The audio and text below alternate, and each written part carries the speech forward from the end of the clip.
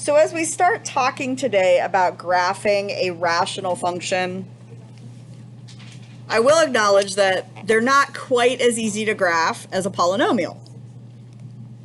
Really, once we got the polynomial pieces on there, it was really just a matter of connecting the dots. So the hard part of the polynomial is finding where the points go. But once we got the points in the right places, connecting it with just a nice curve, pretty straightforward.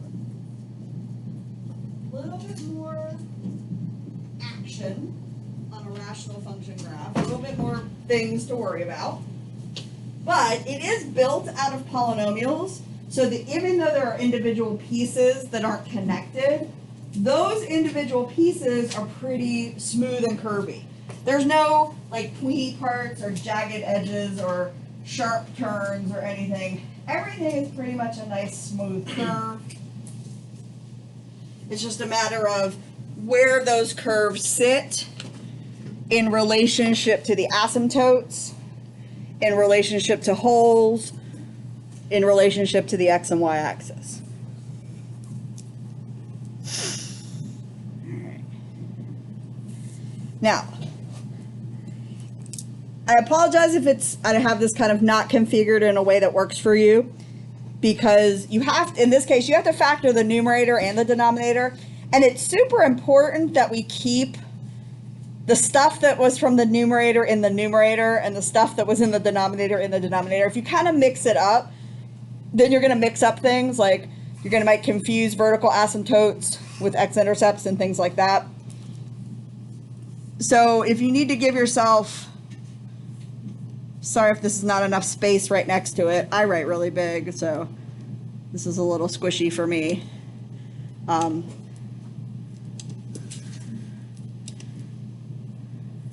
I tried to give you a little bit of space down here. So x minus 6 and x minus 4 are the factors of the numerator, and then x minus 4 and x plus 2 in the denominator. I saw lots of really great stuff. You know, we got to do the 24 negative 10, which will be the negative 6 and the negative 4. And since these both are starting with a 1, you can just throw them in the factors. If, and I haven't shown this very much, but if you want to do this, you can. And most Algebra 1 teachers do pretty much teach this. They say, okay, we're just going to factor the same way all the time. Once I figure my two magic numbers, I'll GCF the front. I'll GCF the back, but the parentheses should match the front, and then the pieces go together. It's just when this is a 1 up here, everything is a 1, and you can shortcut it a little bit. So you'll see me shortcut that. I'll just jump right to x minus 6, x minus 4, and the x minus 4, x plus 2. Always a little bit more complicated if you've got not a leading coefficient of 1. Okay, domain is not really something you graph. It's just something you kind of say. In order to do the domain, we have to think about the zeros of these. So for x minus 4, the 0 is x equals 4. For x plus 2, the 0 is x equals negative 2. So the domain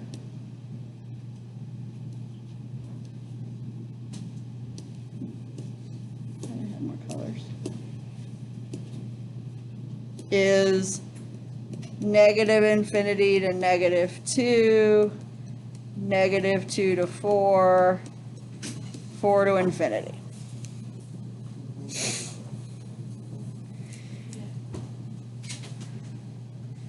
You have the numbers and remember, domain is focusing on the denominator.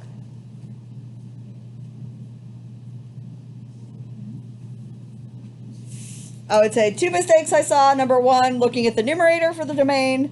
Number 2, not thinking about the zeros of the factors on the domain. So some of you would look at this and go, I'll put -4 and +2 in my domain. It's the numbers that make those factors 0. So if x minus 4 is your factor, 4 is the magic number in the domain. X plus 2 is 0, -2 is the magic number in the domain. Whole, x of 4. If I take out an x of 4, my new function is this guy, and I'm going to use him to do everything else in this first group. When I do 4 minus 6 over 4 plus 2, I'm going to get -2 over 6, or -1/3. I'm not real bent out of shape if you don't reduce it. I like it better reduced, but I don't lose my mind over that. Okay, let me rewrite that again a little nicer. So when this was 4, this was -2/6, or 4, -1/3.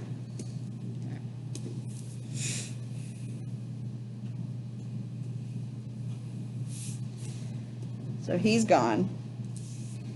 Vertical asymptote is at -2.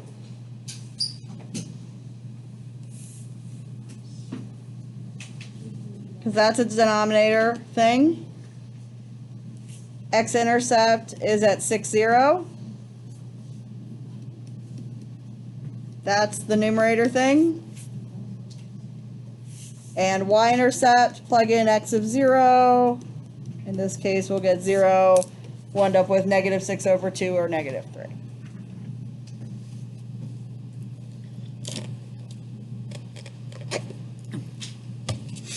There were 3 questions on the quiz. If it was hard, if you messed up one of the factorings on one of them, then it was real hard to get pieces of it correct. So if you had one thing that you didn't understand how to do and you did it wrong on all the problems, you may have ended up with like a 17 or 18. If you had one problem that you completely factored wrong, that made you probably miss almost all the parts of the problem. So that way you were probably more at like a 13 or a 14.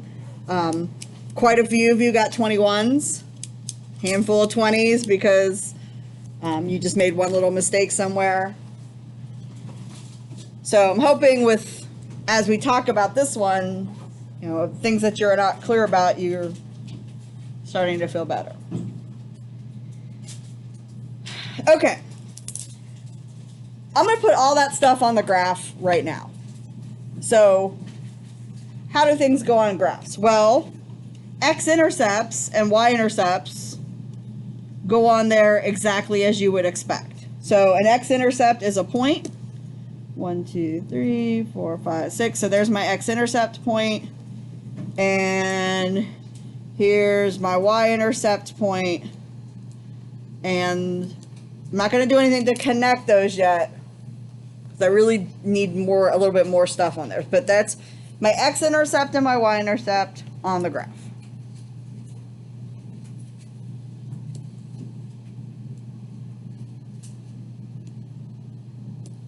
All right.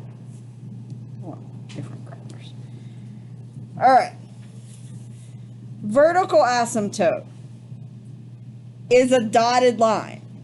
X equals -2. So x, where x equals -2, there's my vertical asymptote.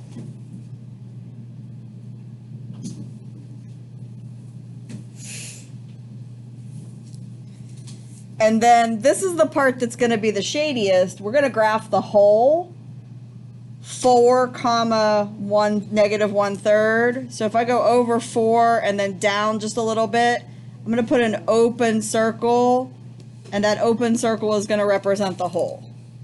So at 6, we have an x-intercept. At 4, we have a hole a little bit under the x-axis. At 0, we have a y-intercept. We have these 3 pieces. So when I see pieces like this, and then I'm running into, I see a vertical asymptote sitting next to me, I kind of know this is going to happen. Right? I can start a kind of do that.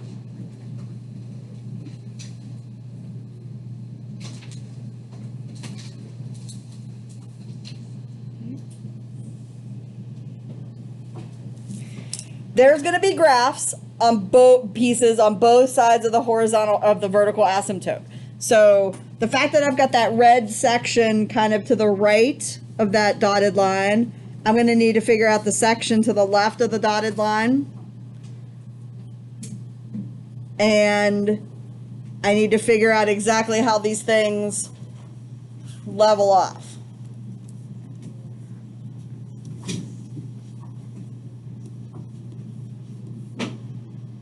So let's go to horizontal asymptote. If we go back to the original problem, x squared minus 10x plus 24, x squared minus 2x minus 8. Am I looking at top heavy, bottom heavy, or a tie? It's a tie. So if I'm going tie, x squared over x squared becomes just a 1. So y equals 1. My limits are 1. And I don't think I wrote in behavior model in here but in this case we don't need it. When I do a horizontal asymptote, the horizontal asymptote is a dotted line that goes through the y-axis. So that's the y equals 1. That's the x equals negative 2.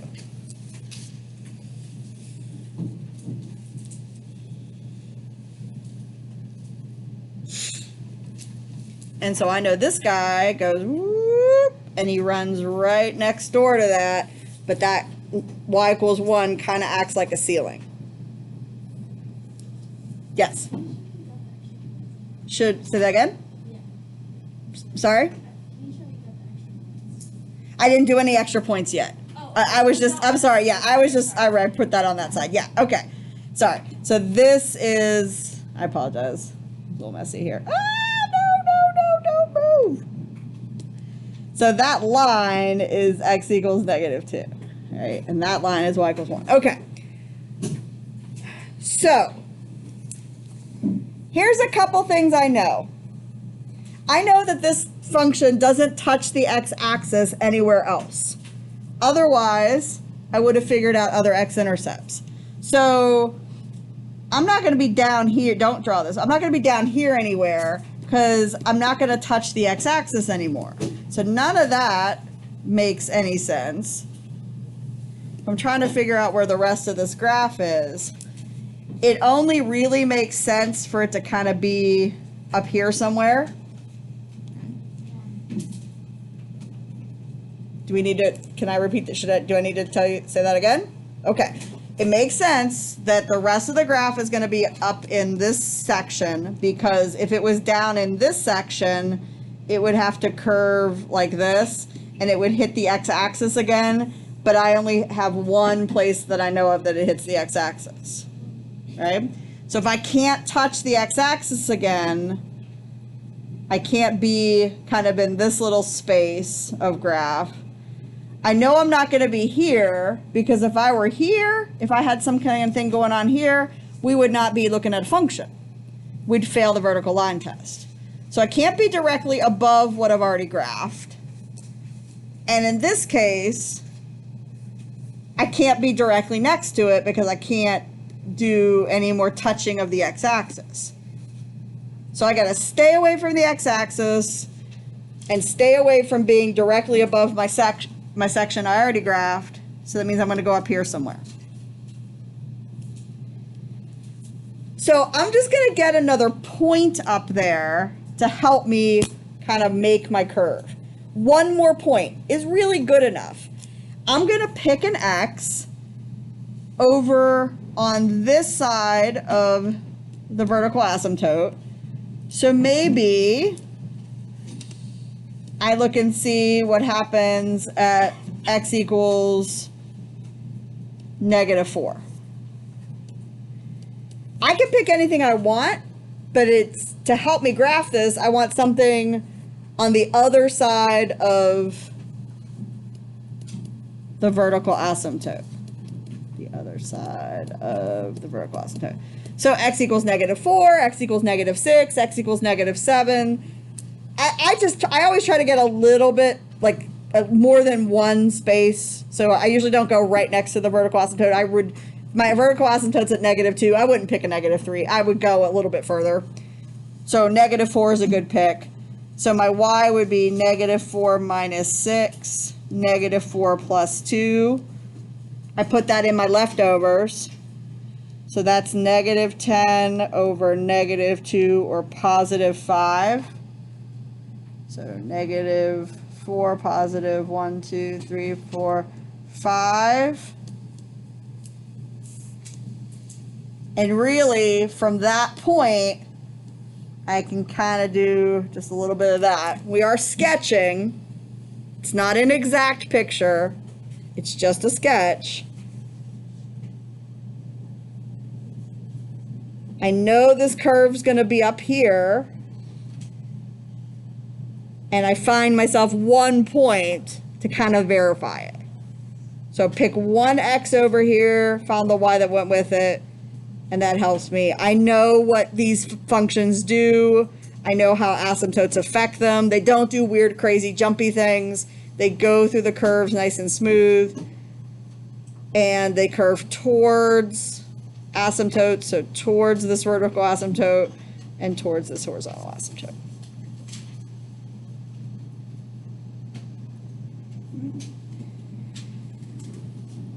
Now, it's all great, but you'd like to kind of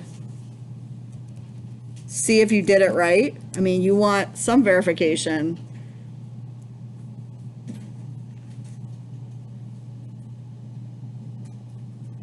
So we can graph it. Okay. I'm going to actually just ask Desmos to graph the original problem. Okay, so x squared minus 10x plus 24 divided by, oops, I'm going to go out to here. I'm going to use those parentheses to make my big fraction. So if I group the numerator part in some parentheses, when I do the division sign or the slash behind that second parenthesis, it'll drop it down to a denominator, x squared minus 2x minus 8. They're not all going to show up beautifully. We may have to zoom in. I tried to pick some though that we could scan, we could graph and look at pretty nicely. To trace on here, you have to click and hold. Here's the part that's weird. Oh, there's the hole. 4, comma, undefined. The hole is at 4. And you don't know that until you click and scroll to that, but we know that we were supposed to find that. So we have a hole at 4. We have the x-intercept highlighted. We have the y-intercept highlighted. We have the behavior of the vertical asymptote. And even though, you have to kind of scroll out, you can see how it is getting closer and closer to that horizontal asymptote. Okay. That's my default. If I zoom out a little bit, we are leveling off flat. And if you zoom in and kind of move ourselves over here, ultimately what will happen is, as we go further and further to the right, this red line is going to get closer and closer to x equals 1, or y equals 1. Here, I'll graph that. So there's y equals 1. So you can see we get really close to that, but we don't cross it on the ends. And here's the vertical asymptote. I really like Desmos because it'll graph vertical lines for me. So, vertical asymptote, horizontal asymptote, x-intercept, y-intercept. You're going to illustrate the whole with the open circle. An additional point to help us get this curve in the right place, and we're good.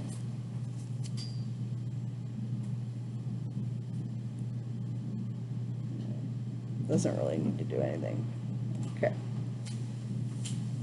All right.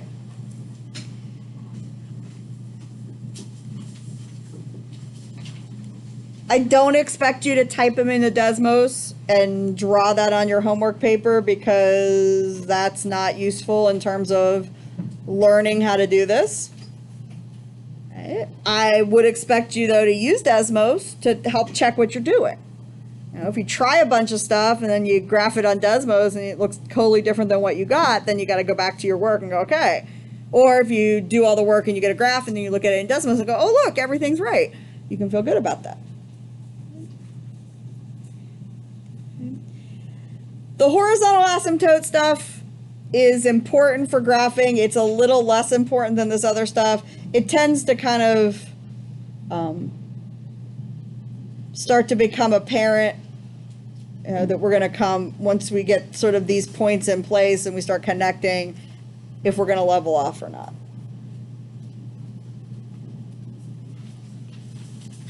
All right, I'm going to stop this.